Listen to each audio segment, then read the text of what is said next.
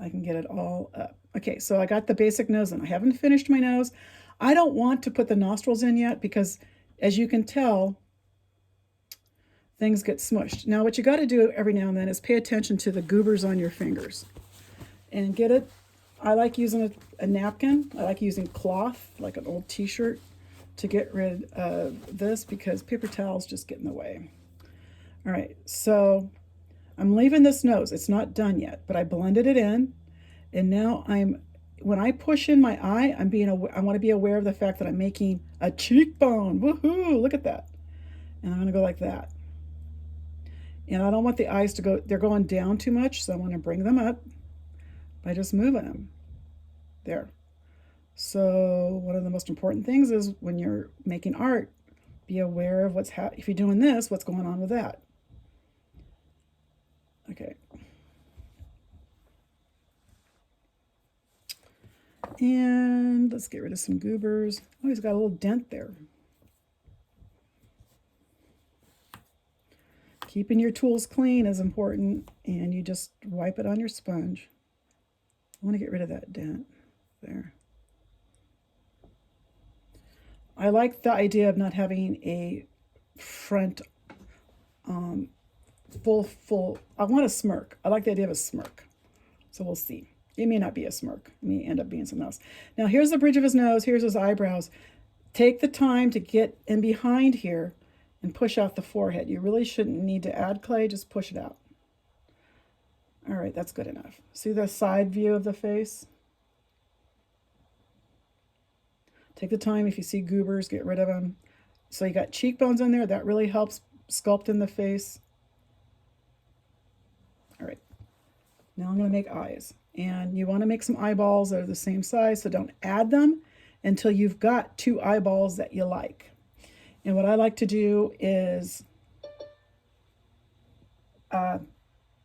see which size works best. And as you can see, one's too big, one's too small. So I'm going to take this and this, roll them a little bit. Are they about the same size? No, this one's a little bit small. It's easier to do this now than when you're working on your computer. I need to do this. Some people keep getting bumped out. Okay, I'm going to flatten a little bit. Get my pen tool and score. And add water to it at the same time to make slip. I don't know what that's about. You can even use your paintbrush a little bit. Okay, now flatten, and I'm gonna put that in there. And you want to keep this round. And so you go like this. You rotate your finger around like that as you're pushing it in. If you don't, you're going to have a flattened eyeball. And see how he looks like a frog right now? You don't want that.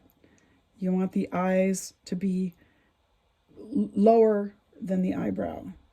So that's easy to do. You just go like that. There's the eyes. And we're going to make eyebrows.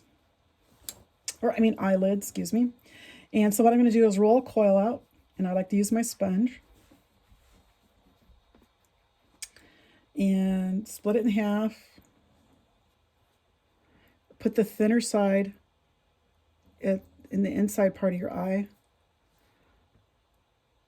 And I'll do this side too.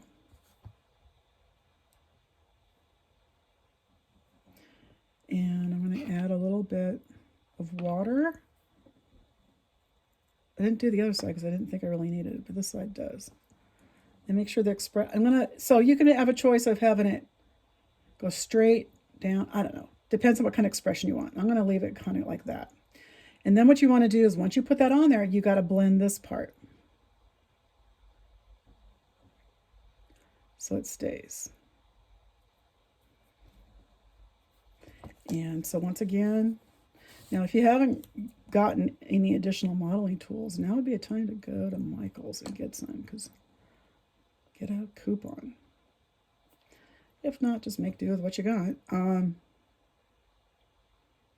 I use like the same 5 or 6 modeling tools for all of my stuff, and this is one of them. I like this end right here, and I like the rounded point on this one. Now, see how I distorted the eyebrow a little bit when I did this? That's okay, because I'm just going to sculpt it back in there.